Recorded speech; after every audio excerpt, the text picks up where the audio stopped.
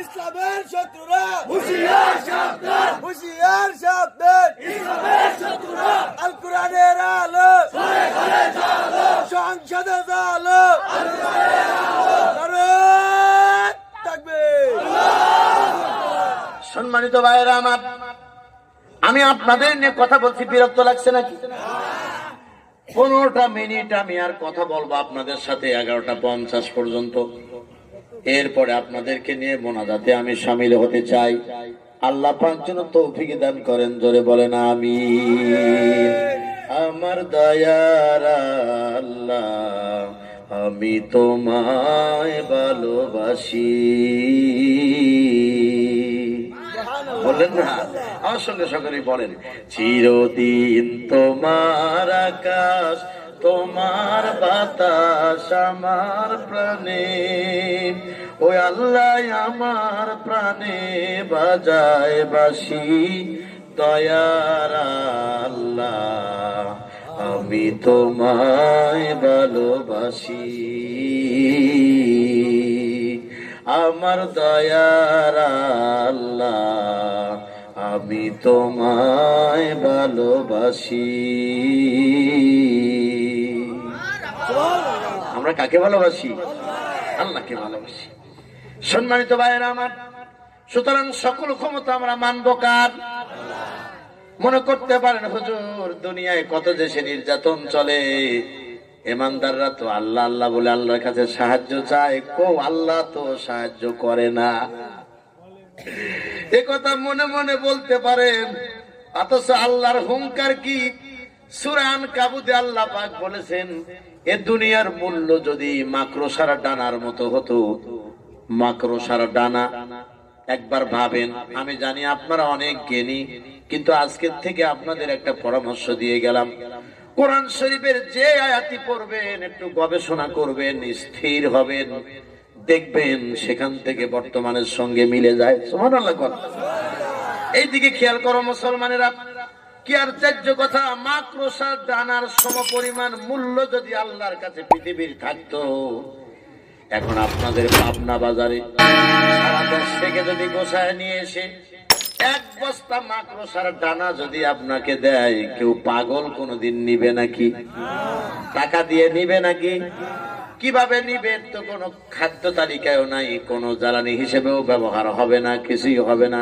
আল্লাহ বলে, নবীজি, মাকড়সার দানার পরিমাণ মূল্য যদি দুনিয়ার থাকতো, আমি আল্লাহর কাছে দুনিয়ার কোন কাফের বেঈমানকে এক ঢোক পানি পর্যন্ত গিলতে দিতাম না।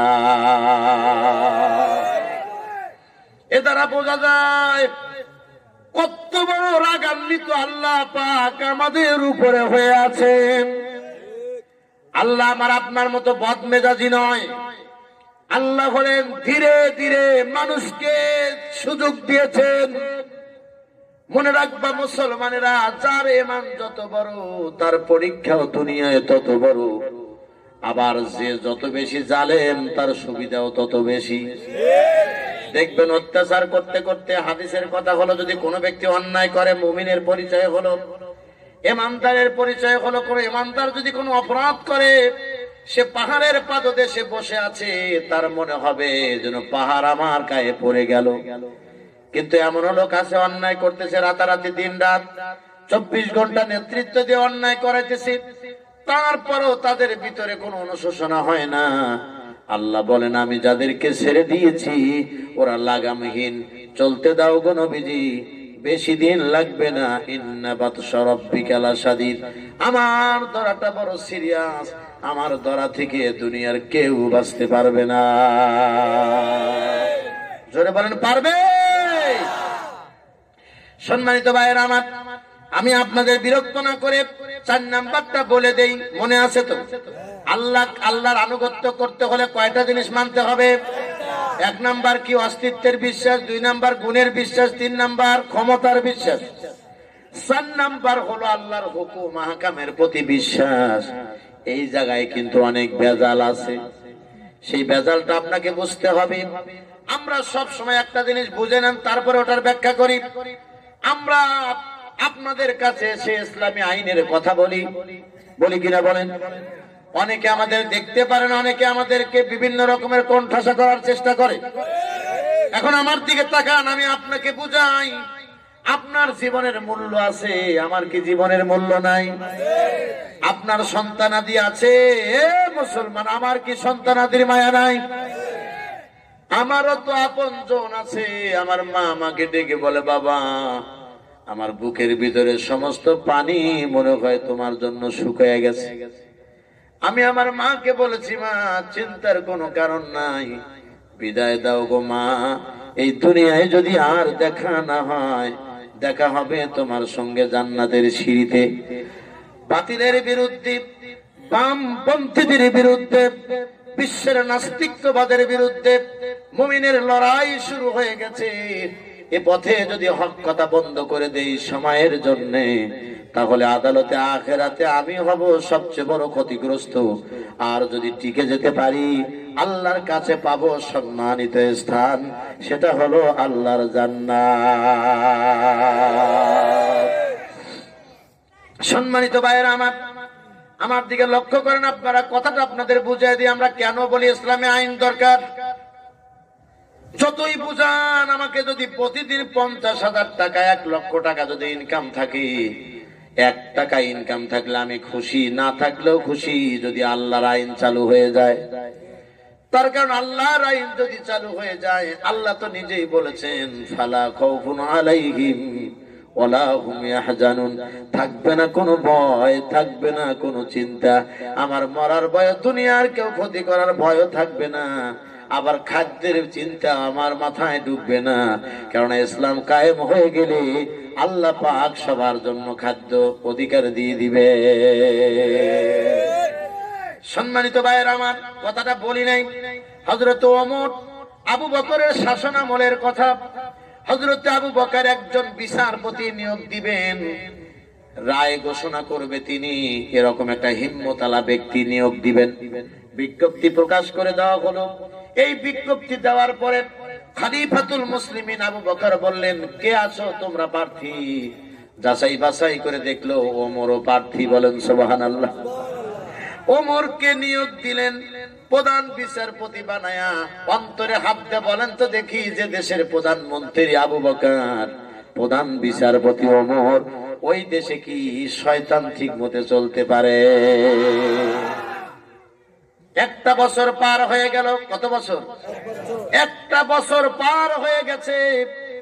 আবু বকরের কাছে এসে ওমর একটা দরখাস্ত দিলেন। জাহাপানা দরখাস্তটা নেন। বলে, কেন? বলে, আপনি যে পদে আমাকে চাকরি দিয়েছেন, এ পদে আর আমি চাকরি করতে পারবো না। বলে, কেন? বলে, 1টা বছর চাকরি করলাম, একজন মানুষও বিচার চাইতে আসে নাই, একজন মানুষও বিচার চাইতে আসে নাই। ও আমিরুল মুমিনিন, আমাকে চাকরি থেকে অব্যাহতি দেন। আবু বকর বিচক্ষণ ব্যক্তি, তিনি বললেন, আবু বকর বলেন, ওমর, তুমি যদি চলে যাও, দরখাস্ত যদি কবুল করে ফেলি, মানুষ মনে করবে সাহাবীদের ভিতরে দ্বন্দ্ব লেগে গেছে। এই জন্য তোমার কাছে আমি জানতে চাই, তুমি যে দেশের প্রধান বিচারপতি, ও দেশের মানুষ বিচার চায় না কেন? এর একটা রিপোর্ট দাও। সুবহানাল্লাহ কোন? একটা রিপোর্ট জমা দাও, তারপরে অনুসন্ধান করে দেখি এটা কি করা যায়। ওমর ফারুক তিনি কয়েকটা রিপোর্ট এনে জমা দিলেন। জোরে বলেন আল্লাহু আকবার। প্রথম নাম্বারটা, যে রিপোর্টের প্রথম নাম্বার কলাম হলো, আমিরুল মুমিনিন, আমি যে দেশের প্রধান বিচারপতি, ওই দেশের মানুষের প্রথম কাজ হলো একজন আর একজনকে নসিহত করা, একজন আর একজনকে দ্বীনের দাওয়াত দেয়, একজন আর একজনকে সুদ খেও না, ঘুষ খেও না, একজন আর একজনকে বলে নির্যাতন করো না, মানুষের উপরে অত্যাচার করো না, স্মরণ করা দেয়। আর এখন বর্তমানে সময় হলো, আমরা স্মরণ করাবো কিসের? হক কথা বললেই তো মাহফিল থেকে বক্তার উপরে আক্রমণ করা হয়। কি করবেন আপনি বলেন তো দেখি, কোন দিকে যাবেন? আমরা বক্তা আল্লাহ বানায়ও বিপদে পড়ে গেছি, না বললেও বিপদ, বললেও বিপদ, বললে মার, না মানলে, না বললে মান হারিয়ে যাবে। আমরা কোন দিকে যাব বলেন? আল্লাহ বলছেন, বান্দারে চিন্তার কোনো কারণ নাই, হিম্মত নিয়ে, পাওয়ার নিয়ে, ইমানের বল নিয়ে গিয়ে যাও। মা সাবাবিন মুসিবাতিন ইল্লা বিইজনিল্লাহ, আমার অনুমতি ছাড়া কোনো বিপদ দুনিয়াতে আসে না। চালায় যাও, আমি আল্লাহ তোমাদের হেফাজত করব। সুবহানাল্লাহি ওয়া বিহামদিহি, সুবহানাল্লাহিল আযীম। সম্মানিত ভাইরা আমার, 2 নাম্বার যে কলামটা আবু বকর পড়লেন, 2 নাম্বার কলাম পরে আবু বকর বললেন, ওমর লিখে দিয়েছেন, জাহাপানা আমি যে দেশের প্রধান বিচারপতি, ওই দেশে মানুষের মানার কিতাবের নাম হলো কোরআন। ওমর ফারুক বললেন, জাহাপানা এখন তো আমার ছুটি দেন, মানুষ আর বিচার চাবে না। আবু বকর বললেন, ওমর রে তুমি কেন, আর যেই কেন না হয়, যে দেশের আইন চলে কোরআন দিয়ে, ওই দেশে কোনোদিন মানুষ কোনো অপরাধ করতে পারে না। এমন যদি হতো, আমার দেশের শাসক হতো আবু বকরের মতো, হতো ওমরেরই মতো। সকলেই বলেন আমিন, আরো চিল্লায় বলেন আমিন। সম্মানিত ভাইয়েরা আমার, 4 নাম্বারটা বলছিলাম হুকুম হাকামের প্রতি বিশ্বাস। আল্লাহ হুকুম করেছেন কি? আল্লাহ বলেছিলেন যেগুলো বিধান দিয়েছেন আদেশ, যেগুলো নিষেধ করেছেন তা ভাগ করতে হবে। এবার বলেন তো দেখি, আল্লাহর হুকুমে মদ হালাল না হারাম? এটা আমাদের দেশে আছে না নাই? পাগলামি একটু কম করে করবেন। ইসলামও মানেন, আবার আল্লাহর নিষিদ্ধ বিষয় খান। পর্দা আমাদের সমাজে নাই। আল্লাহ তো অনেক আগেই বলছেন, অকর্ণ ফি বুয়ুতিকুন্না ওয়ালা তাবাররাজনা তাবাররাজাল জাহিলিয়াতিল উলা। আল্লাহ পাক বলছেন, নবীজি জাহিলিয়াতের নারীদের মতো এই নারীরা যেন রং ডং করে না হাঁটে। এখন বর্তমানে আমার দেশের নারীরা সবচেয়ে বড় কঠিন অবস্থার মধ্যে আছে। তার কারণ আমাদের দেশের উপহার পেয়েছে ভারত থেকে। সেই উপহারটা হলো তাদের মিডিয়ার মাধ্যম দিয়ে আমার দেশের নারীদেরকে স্বামী ছিনতাই করা শিখাইছে, পরকিয়া করা শিখাই দিছে। কি আজীব তামাশা! প্রতি মাহফিলে বলি, তাও কেন মানুষ বোঝে না? সম্মানিত ভাইয়েরা আমার, লক্ষ্য করে দেখবেন, 60 বছর 70 বছরের বুড়ি মহিলা, হাত মোজা, পা মোজা, মাথায় পটি লাগায়া, দেখে মনে হয়েছে এলাকার সবচেয়ে ধার্মিক রাবেয়া বসরি। এইভাবে যাচ্ছে। কলেজের ছাত্রী, বিশ্ববিদ্যালয়ের ছাত্রী, কে কোথায় পড়লো, কোথায় গেল, যারে দেখলে টিজিং করতে পারে তারে পরায় দিছে চিকন পাজামা, তারে গায়ে দেওয়াই দিছে হাফ প্যান্ট, হাফ গেঞ্জি পরায় দিয়া রাস্তায় নিয়ে যাচ্ছে। আর যারে দেখলে কিছুই বলবে না, তারে দিছে কি? আপনি একবার চিন্তা করে দেখেন তো দেখি, ইসলাম কোথায় আর আমরা খুঁজি কোথায়? ইসলামকে কেবলমাত্র একটা আনুষ্ঠানিকতা আমরা মনে করেছি। কিছু মানুষ আবার বলতেছে, আপনাদের এলাকায় আছে কিনা মিলায় দেখবেন, হাজী সাহেব নামাজও পড়ে, তাহাজ্জুদও পড়ে, তাসবিহ মাশাআল্লাহ কম টেপে না। এখন তো ডায়াবেটিসের রোগী যারা সকালবেলা হাঁটতে দেখবেন তাসবিহ বাইরে হাঁটতেছে। আপনাদের এলাকায় আছে কিনা জানি না। চাচা মিয়া নামাজ তো পড়তে পড়ছে, বা তাসবিহ বাইরেতেছে সামনে দিয়া। এর মানে হলো মানুষ দেখুক যে আমি আল্লাহওয়ালা, ও যে আল্লাহ ছাড়া এটা বোঝে না। সম্মানিত ভাইরা আমার, এরকম মানুষগুলি চাচাকে যদি জিজ্ঞাসা করা যায়, চাচা মিয়া আপনার বাড়ির যুবতী মেয়ে আছে, পর্দা করে না, নামাজ পড়ে না, যুবক ছেলে আছে নেশার সঙ্গে জড়িত, আপনি নামাজ আদায় করেন, তারা তো করে না। দেখবেন চাচা মিয়া মুখ দিয়ে অজান্তেই বের করে বলবে, বাবা বয়স হলে সারিয়া যাবে। এর মানে হলো চাচা বুঝায়, ওই বয়সে আমিও লুচ্ছা ছিলাম, কিন্তু এখন ঠেলায় পড়ে ভালো হয়ে গেছি। আমার দেশের প্রাইমারি স্কুলের শিক্ষক আর ঠেলা গাড়ি চালকের ড্রাইভার যদি বলে আমি ঘুষ খাই না, বলেন তো কি বলবেন আপনি? আপনি বলবেন তোরে দেয় কে? ঠিক কিনা বলেন? থানার ওসি সাহেব যদি বলে আমি ঘুষ খাই না, এর ভিতরে হানা একটা আছে, যেহেতু ওখানে আসে জিনিসটা। এই জন্য যৌবনকালে যদি কোনো ব্যক্তি বলে যে আমি অপরাধ করি না, সেটা মানা যায়। বুড়ো বয়সে যদি কেউ বলে আমি জিনা করি না, তাহলে তার অতীত জীবন দেখতে হবে, সে আসলে কোন গ্রুপের সদস্য ছিল। মতলব কি? মতলব ঠিক না। এ সমস্ত মানুষগুলো হলো দারুণ চালাক। এদের আবার সাপোর্ট করার জন্য কিছু হুজুর আছে, এরা হুজুর না, এরা হলো আস্ত খেজুর। কিন্তু খেজুরেরও আবার গুণ আছে, যা খাইলে আয়রনের ঘাটতি পূরণ হয়ে যায়, শারীরিক শক্তি বৃদ্ধি পায়। কিন্তু এরকমের হুজুরের ফতোয়া শুনলে আয়রনও যায়, শক্তিও হারায় যায়। এ ধরনের হুজুর থেকে সাবধান থাকার জন্য আপনাদেরকে বিনয়ের সঙ্গে অনুরোধ করছি। জেনে রাখবা মুসলমানেরা, যারা যে জায়গায় আছে অপমান হয়, কথা বুঝতে পারছেন? একটা কথা মনে পড়লো, সরকার সমর্থিত এক প্রভাবশালী নেতা হঠাৎ করে তার এলাকায় গাড়ি থামায় নামাজ আদায় করতেছিলাম, মসজিদের ইমাম বেরিয়ে আসলেন, উনিও বেরিয়ে এসেছেন। সর্বনাশ, হেলাল সাহেব এখানে কেন? বলছি মাহফিলে যাচ্ছিলাম। ভাই কয় চলেন। এখানে কেন নামাজ পড়েন? আমার বাড়িতে 2 রাকাত পড়েন। ভালো করে বুঝেন ঘুমারটা। বললেন বিশেষ অতিথি আমাদের সামনে এসে পড়েছেন, আলহামদুলিল্লাহ। কোন এদিকে তাকান।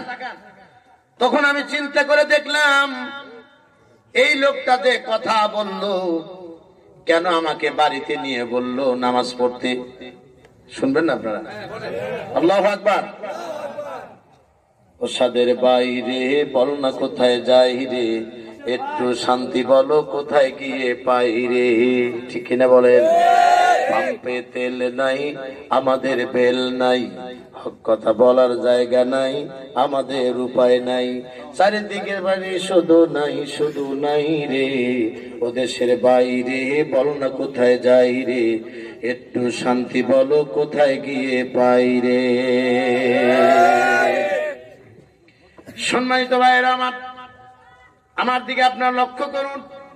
আমি আপনাদের কারোর কোনো শত্রু নয়, আমি আপনাদের বন্ধু হিসেবে বলছি। আমার কথাটার গুরুত্ব আছে কিনা একটু লক্ষ্য করেন, এইদিকে খেয়াল করলে আপনারা বুঝতে পারবেন। আমি বললাম ভাইজান নামাজ এখানে পড়েছি মসজিদে, আপনার বাড়িতে যাব কেন?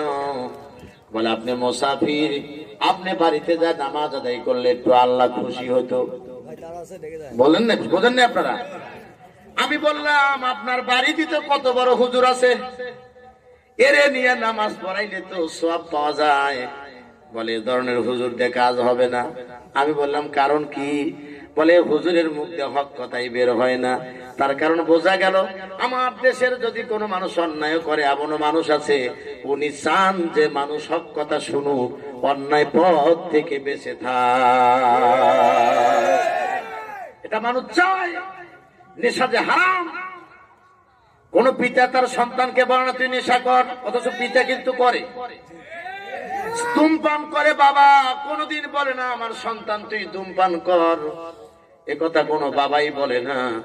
আমরা আলেম মানুষ, আমরা কোনদিনও বলি না যে কে কোন দল করে সে খারাপ পথে যাক।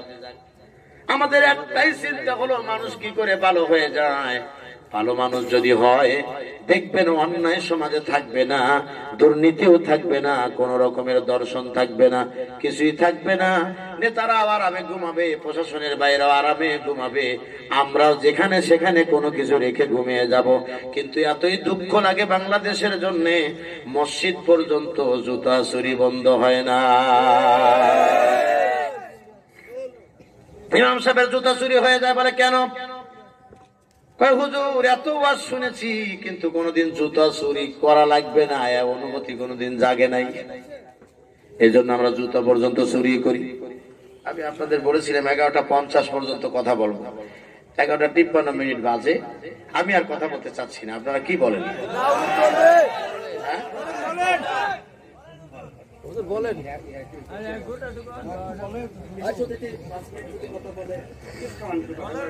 একটু বলেন হুজুর, একটু বলেন। হ্যাঁ, সম্মানিত ভাইয়েরা আমার, কয়টা বলছি? 4টা, মনে আছে তো? এই আয়াতে কয়টার কথা বলছিলাম বলেন তো? 42টি। ভেজাল আছে, ওটা বলি নাই। আমি বলেছিলাম আজকের যে আয়াত তেলাওয়াত করলাম পরে, এই আয়াতে 2টা বিষয় আল্লাহ বলছেন। একটা আল্লাহর আনুগত্য, আর একটা হলো আমার নবীকে নেতা বলে মানো। মন যদি দিতে হয় নবী কি দিও, তোমার কষ্ট যত না যিনি সইতে পারে না, ওই নবীজির মহাব্বতে নামাজ পড়িও, মন যদি দিতে হয় নবীকে দিও। আল্লাহু আকবার। 63 বছর নবী কাঁদিলেন দরায়, পরকালে কাঁদবেন নবী উম্মতের মায়ায়। 63 বছর নবী বাঁচিলেন দরায়, সারা জীবন কাঁদলেন নবী উম্মতের মায়ায়। পরকালে কাঁদবেন নবী, পরকালে কাঁদবেন নবী উম্মতের মায়ায়। মন যদি দিতে হয় নবীকে দিও, ও তোমার কষ্ট যত না যিনি সইতে পারে না, ওই নবীজির মহাব্বতে কোরআন পড়িও, মন যদি দিতে হয় নবীকে দিও। আল্লাহু আকবার। আমার ভাইরা, পরিশেষে আমি আমার একটি প্রিয় গান আপনাদেরকে শোনাবো। অনেকগুলোর মধ্যে একটি গান আপনাদেরকে শোনাবো। আমার ভাইরা, শুধুমাত্র আল্লাহর আনুগত্য করলে হবে না, সিস্টেম হতে হবে মুহাম্মদ সাল্লাল্লাহু আলাইহি ওয়াসাল্লামের পদ্ধতিতে। আমাদের জন্য মাপকাঠি হলো মুহাম্মদ সাল্লাল্লাহু আলাইহি ওয়াসাল্লাম। তিনি যা আদেশ করেছেন সেটা আল্লাহর পক্ষ থেকেই করেছেন, যা নিষেধ করেছেন আল্লাহর পক্ষ থেকেই করেছেন। সুতরাং নামাজ আদায় করলে, সেজদা দিলে আল্লাহ খুশি হয়। আমরা যে আগামী ফজরের নামাজ পড়বো, বলেন তো এক রাকাতে কয় সেজদা? কষ্ট দিয়েছে মনে হয় আপনাদের? এক রাকাতে কয়টা সেজদা আছে? এই সেজদা যদি আমরা মনে করি সেজদা দিলে আল্লাহ খুশি হন, তাহলে একটা বেশি দিয়ে দেই। আগামীকাল ফজর থেকে এক রাকাত নামাজে 3টা সেজদা দেই, নামাজ হবে না? কি বলেন? নামাজ হবে না। তার মানে হলো সুন্নতি পদ্ধতিতে হয় নাই, সেই মাপকাঠির নাম হলো মুহাম্মদুর রাসূলুল্লাহ বলুন সাল্লাল্লাহু আলাইহি ওয়াসাল্লাম। সম্মানিত ভাইয়েরা আমার, বড় দুঃখ লাগে একটা কথায়, বাংলাদেশে যতগুলো মানুষ আপনারা দেখেছেন, হিন্দু আছে, খ্রিস্টান আছে, বৌদ্ধ আছে, আছে না নাই? আপনি দেখবেন হিন্দুরা এতগুলো দুর্গা উৎসব করে, এতগুলো 12 মাসে 13 পূজা করে। হিন্দুদের কীর্তনের অনুষ্ঠানগুলো হয়, একটা অনুষ্ঠানও তারা নিজেরা ষড়যন্ত্র করে বন্ধ করে না। কিন্তু আমার দেশের মাহফিলে, বিভিন্ন জায়গায় এতিমখানার মাহফিলে একজনের নাম না দেওয়া নিয়েই মাহফিল বন্ধ হয়ে যায়। অথচ তারা 33 কোটি দেবতার গোলামি করে। যুক্তি আগে বুঝবেন, পরে তর্ক করবেন। 33 কোটি দেবতার গোলামি করে হিন্দুরা। আমরা কয় আল্লাহর ইবাদত করি? 33 কোটি দেবতার গোলামি করে ওরা ওদের ধর্মের গুরুত্ব বুঝেছে। আর আমরা এক আল্লাহর ইবাদত করার পরেও আমাদের ধর্মের গুরুত্ব আমরা বুঝি না। বড় আফসোস লাগে মুসলমানেরা, সবচেয়ে বড় কষ্ট লাগে। নামাজে কেউ যদি উপরে হাত বাঁধে তারে দেখতে পারি না, কেউ যদি নিজে বাঁধে উপরালা দেখতে পারে না। এই হলো আমাদের রীতি। কেউ যদি আমিন আসতে বলে তারে দেখতে পারে না, কেউ যদি জোরে বলে তারে মানুষ অন্য কিছু বলে। একটাবারও চিন্তা করে না ইমানের দাবিতে যদি আমি চলতে যাই, তাহলে ইসলাম কায়েম না হওয়া পর্যন্ত পূর্ণাঙ্গ ইসলাম আমরা মানতে পারবো না। এক মসজিদে হানাফি আর শাফি মারামারি লাগছে। মারামারি লাগাই দিয়া শাফি মাযহাবের ইমাম, হানাফি মাযহাবের লোকজন বলছে তোমার পিছে নামাজ হবে না। বলছে না, আমি সামনে যাই দেখি হয় নাকি। ও যা ওর নিয়ম অনুযায়ী হাত উপরে বাঁধিছে। পেছন দিক থেকে হানাফির লোকজন জুব্বা ধরে টেনে ধরে পিছনে নিয়ে এসেছে, কয় আপনার নামাজ হচ্ছে না, আসেন। আবার গেছে হানাফির লোক, ও যা কোনো কিছু না বলে উপরে না পেতে বেঁচেছে নিচে। শাফির লোকগুলো টেনে ধরে নিয়ে গেছে পিছনে, কয় আপনারা হয় না। মাগরিবের নামাজ বিষম দ্বন্দ্ব লেগে গেছে, কি করে সমাধান করা যায়। এক চতুর ব্যক্তি, খুব চালাক মানুষ, মসজিদের বাইরে থেকে জানলাতে দেখে দেখে দৃশ্য খুব খারাপ। উনি চিন্তা করছে এই সুযোগে ইমামতি আমি করবো, যা থাকে কপালে। ভিতরে যায় বলছে আপনাদের দ্বন্দ্ব মিটিয়ে দিতে চাই, আমি মাঝখানে স্বতন্ত্র হয়ে নামাজ পড়াতে চাই। বলছে এরকম লোকই তো আমরা খুঁজতেছি, পড়ান দেখি। ও যা উপরেও বাঁধে নাই, নিচেও বাঁধে নাই, বেঁধেছে কপালে। দুইজনই টেনে ধরেছে, বেটা আমি উপরে ছিলাম একবার ছিল, ও নিচে ছিল, এক পদ্ধতি ছিল, তুই আবার কপালে কেন? যতটুকু দেখলাম উপরে এবং নিচে তেমন কোনো সমস্যা নাই, যত সমস্যা মুসলমানের কপালে, যত সমস্যা মুসলমানের কপালে। কে দিল গোল টুপি, কে দিল চোক্কা টুপি, মাহবুবে সুবহানি কুতুবে রব্বানি গায়ে চুলকানি, ওয়াজগবি আলাইহিস সালামের মতো ফতুয়াবাজের অভাব নাই, ঠিক কিনা? অথচ ইমানই নাই। দেখবেন মাসালা দেওয়ার লোকের অভাব নাই। বর্তমানে কিছু লোক আছে 2 চটি বই পড়তে পারে, 2 জন আলেম ফেল। দেখবেন পুরো চার দোকান গরম, কথা বলে না, লম্বা লম্বা ফতোয়া দিচ্ছে। যদি বলা যায় কোথায় পড়াশোনা করেছেন, এরকম হুজুর তো আমরা পকেটে রাখি। এগুলো কিয়ামতের আলামত, কথা বলেন না কেন? সম্মানিত ভাইরা আমার, মোবাইলে আপনি বলবেন ফেরকার অভাব নাই, মতের অভাব নাই। কোন আলেমের কথা শুনে আপনি যাচাই না করে কেমনে বলবেন? আজ আপনি জমি কিনবেন পাবনা শহরে, 1 শতাংশ জায়গার দাম 10 লক্ষ টাকা মনে করেন। আগামীকাল রেজিস্ট্রেশন হবে, সবাই মিলে বলেছে ঠিক আছে, জমি ঠিক আছে, এসএ ভালো আছে, আরএস ভালো আছে, ডিএস যাই আছে, সব ভালো আছে। তারপরেও আগামীকাল রেজিস্ট্রেশন হবে। রাত্রে অন্ধকারে কেউ যদি টেলিফোন দিয়ে বলে কি কিনতে চাও দেখে কেন, দেখবেন আর কিছুই লাগবে না, বলে ভাই 2 দিন পরে আমি একটু দেখে নেই। সামান্য কিনতে একটু জমি, যদি দুনিয়ার জমি কিনতে এত টেনশন তোমার মাথায় জাগি, পরকালের সদাই কিনবা ও সলিমদ্দি, এত সহজে কিনবা তা তো হবে না। বেগুন কিনলে দেখে আনো পোকা নাকি, কিনে আনলে বাড়িতে স্ত্রী সহ গালি দেয় যে তোমার চোখ নাই, তুমি কানা হয়েছাও নাকি। আল্লাহর ফেরেশতারা বলবে এ গাদা তুই কি দেখিস নাই, আলাম ইয়াতিকুম নাজির, তোর কাছে কি বিধি প্রদর্শনকারী যায় নাই? এরকম ট্যাবলেট খাওয়া হুজুর না, ভালো ভালো মৌলানা কি বলে নাই? আল্লাহর পক্ষ থেকে বিধান এসেছে, তুই কি জানিস না? ওরা বলবে হ্যাঁ এসেছিল, কদ জাআনা নাজির, আমাদের কাছে এসেছিল বিধি প্রদর্শনকারী, ভয় দেখানো মানুষ এসেছিল। ফাকাজ্জাবনা, আমরা তাদেরকে মিথ্যে বলেছিলাম। অকুলনা মা নাযালাল্লাহু মিন শাই ইন আনতুম ইল্লা ফি দালালিন কাবীর, আমরা মানি নাই, বরং আমরা উল্টা বলেছিলাম তোমরা যা বলো মিথ্যা, তোমরা গোমরাহের ভিতরে আছো, আল্লাহ আসলে কিছুই নাযিল করে নাই। নাউযুবিল্লাহ পড়েন।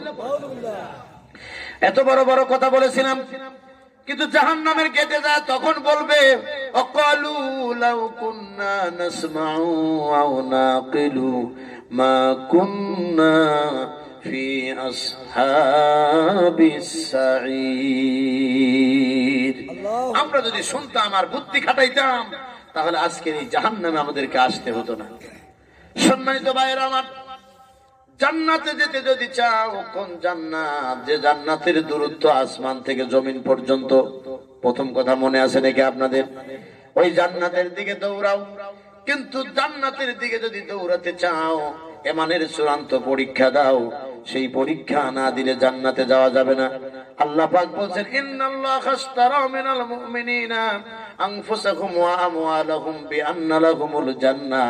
মুমিনরা শোনো, তোমাদের জন্য জান এবং মালের বিনিময়ে আমার জান্নাতকে বিক্রি করে দিয়েছি।